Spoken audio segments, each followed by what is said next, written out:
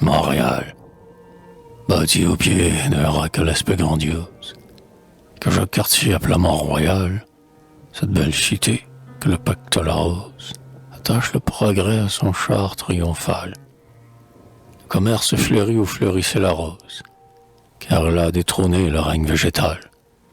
La voix de la vapeur, moderne et virtuose, fait retentir les airs d'un hymne magistral. Là vit dans l'harmonie un peuple hétérogène, dont les fils, chaque jour, descendent dans l'arène, au seul mot d'industrie et de prospérité. Ils rêvent d'établir sur ce sol historique une ville prospère, heureuse, magnifique. Et ce beau rêve touche à la réalité.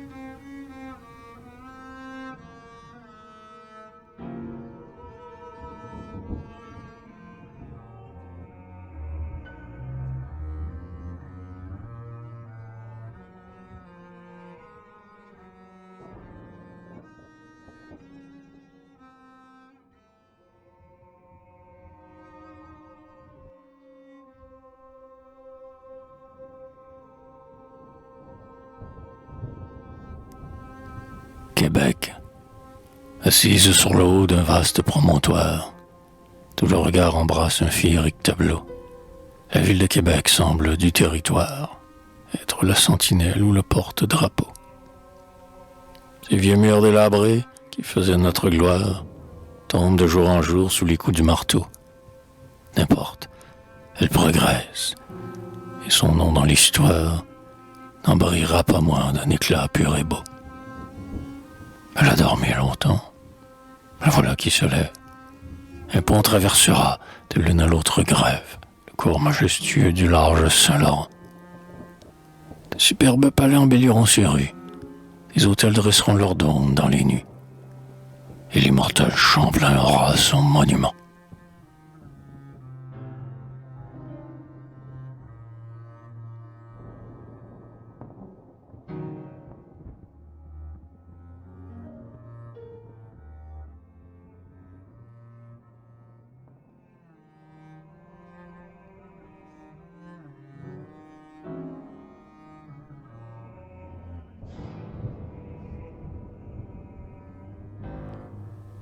Rose fanée.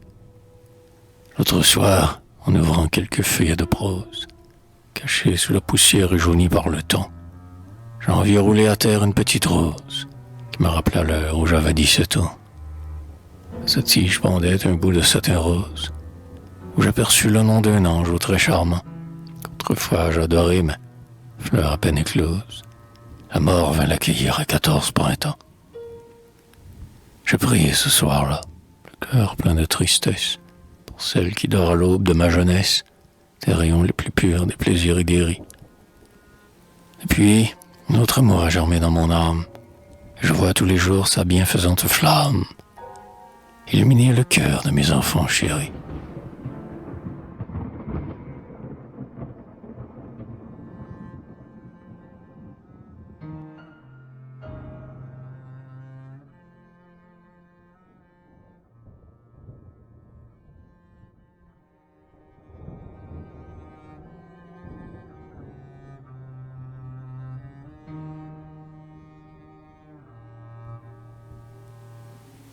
Au banquet de l'hymen, le Seigneur te convie.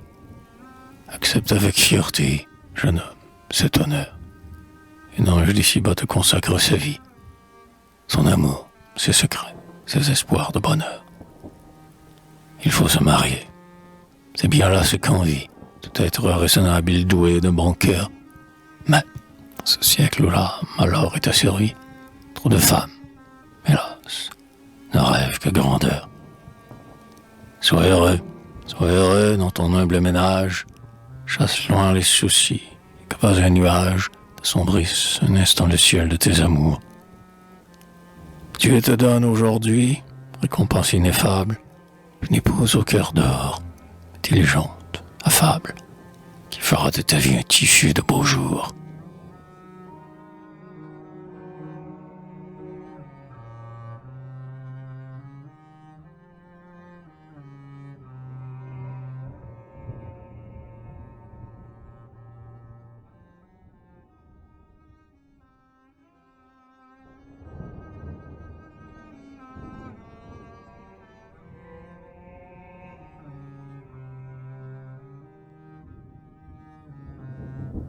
à l'amiral Thomaset, de la magicienne.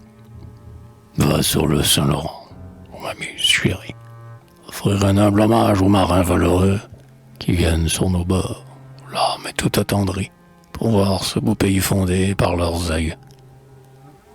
Oumise, ne crains pas d'être mal accueilli. Les Français sont toujours courtois et généreux.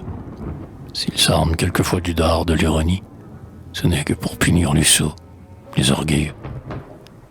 Dis-leur que, sur le sol de la libre Amérique, 2 millions de cœurs, à la trempe énergique, ont promis aux Français un éternel amour.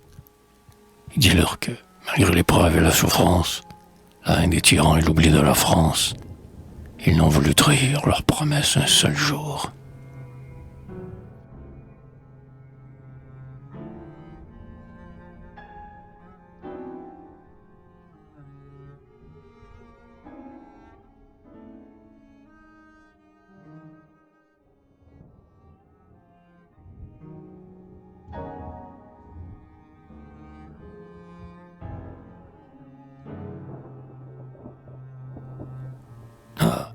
Qu'il s'en va ces jours, la Sainte Espérance.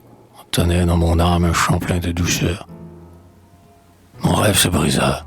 Je connus la souffrance et pleurai, mais en vain, ces moments de bonheur.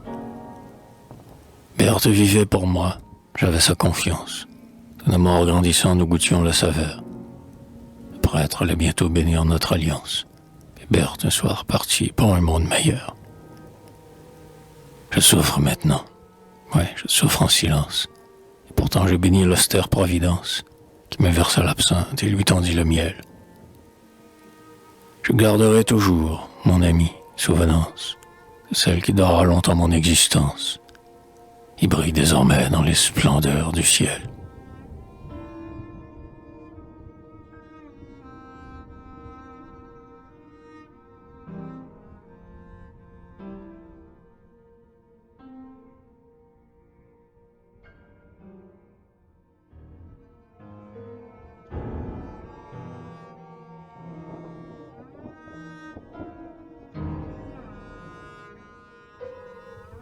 Le lac Beauport. J'aime te contempler, au lac, que la nature a placé dans un lieu poétique et charmant. J'aime voir tes flots noirs refléter la ramure, des pins que le zéphyr agite mollement. Et je songe que là, dans leur retraite obscure, les Hurons, autrefois, vivaient paisiblement. Sur tes bords, mon œil ne voit plus la figure d'un seul de ces héros. Ils sont morts vaillamment. Que 2 fois, au beau lac, après une victoire, les Hurons revenaient, le front chargé de gloire, reposer près de toi leurs membres tout meurtris. Et que 2 fois aussi, l'humble missionnaire, portant pour bouclier la croix, le scapulaire, allait y consoler ces malheureux conscrits.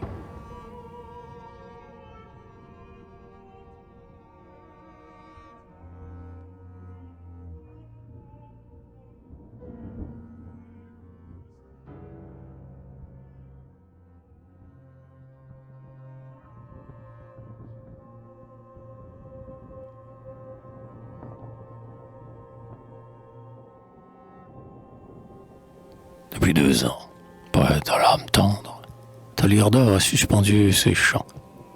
Souffrirais-tu, mais l'oiseau fait entendre, dans la douleur, des murmures touchants. Ton noble cœur doit pouvoir se défendre du désespoir et des chagrins cuisants. Tous nos pensées, tu le sais, doivent tendre vers le séjour du Maître des puissants. Sois courageux, car c'est dans la souffrance que nos aïeux retrempé leur vaillance quand ils luttaient pour la foi du chrétien. Oui, chante encore ta voix mélodieuse, fais reconnaître la France oublieuse, les grands exploits du peuple canadien.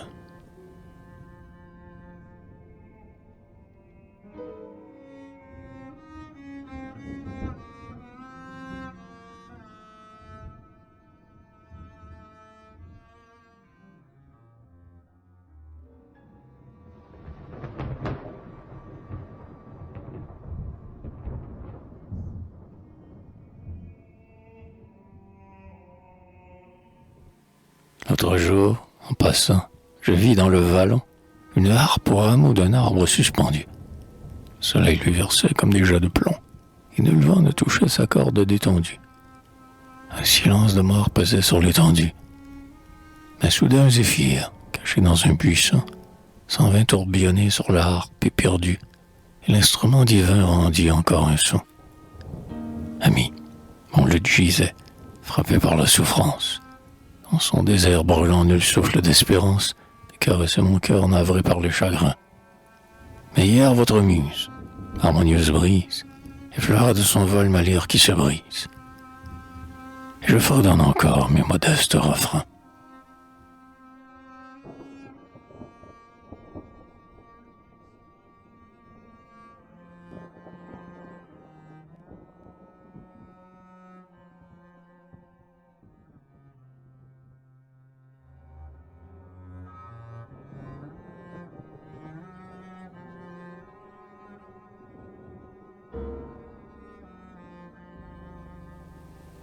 Le printemps, le givre disparaît. L'oiseau dans la ramée exhale vers le ciel ses chants mélodieux. L'aurore verse à flot sur la rose embaumée, comme des perles d'or, les charmes de ses yeux. C'est le printemps vermeil, la brise parfumée, mêle au bruit du ruisseau son murmure joyeux. Dans les bosquets en fleurs, l'abeille, ranimée, bourdonne en butinant le miel délicieux. Ô résurrection de la grande nature, tout printemps, j'aime voir ta riante verdure, dérouler sur le sol son tapis de velours. Quand tu brilles, le front du malheureux se dresse. Les cœurs, jeunes ou vieux, tressaillent d'allégresse, et d'une même voix célèbrent les beaux jours.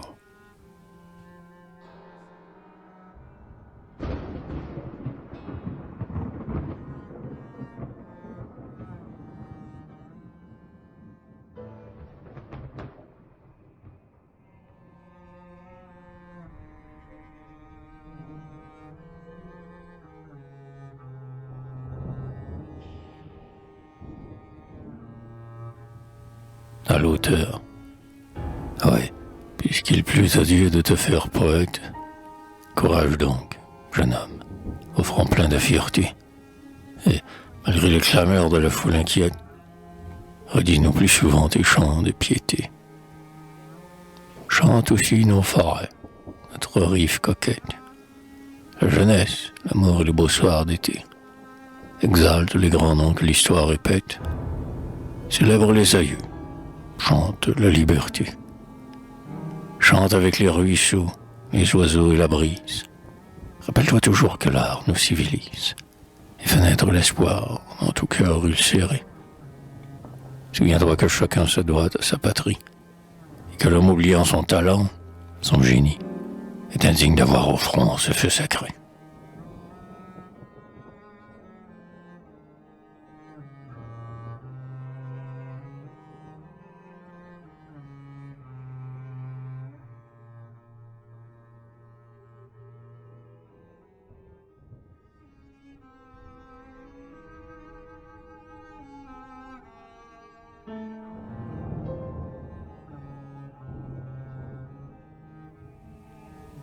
Réponse. Penser avant d'écrire est un principe exprès. Il est trop d'écrivains qui ne pensent qu'après. Ayant ces deux beaux vers gravés dans la mémoire, je devrais, n'est-ce pas, en faire mon profit.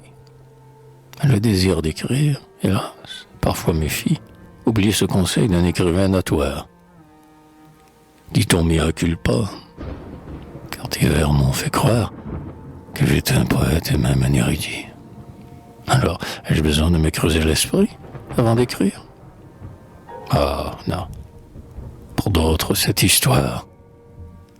Soudain, je m'aperçois que ma vilaine lyre ne rend que des sons creux.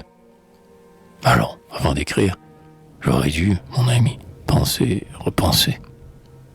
Désormais, je mettrai ce précepte en pratique. Si je serais moins mordu par la critique, dont la terrible dame ne cherche qu'à blesser.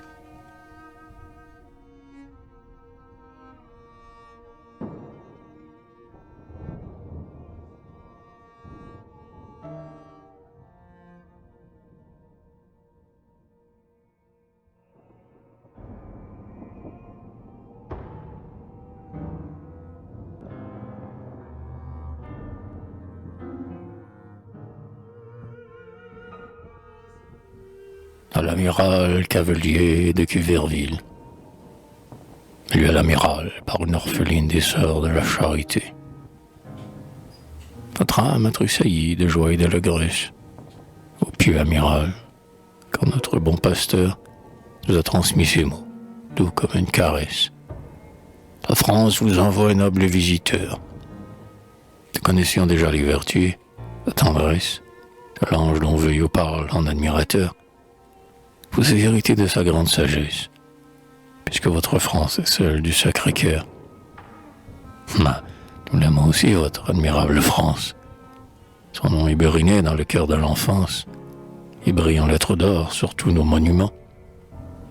Par elle, nos aïeux se sont couverts de gloire. Or, comment voulez-vous qu'en lisant leur histoire, nous n'aimions pas la mer autant que les enfants?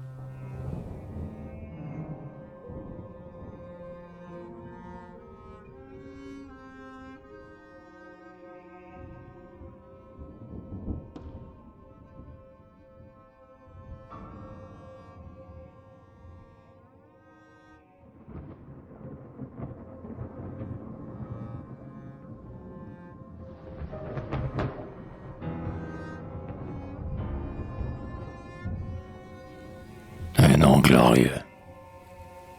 À mes petits enfants. Il est un nom que tout chrétien vénère, qu'il apprend chéri au berceau. Un nom qui brille au ciel et sur la terre, dans la cité, comme dans le hameau.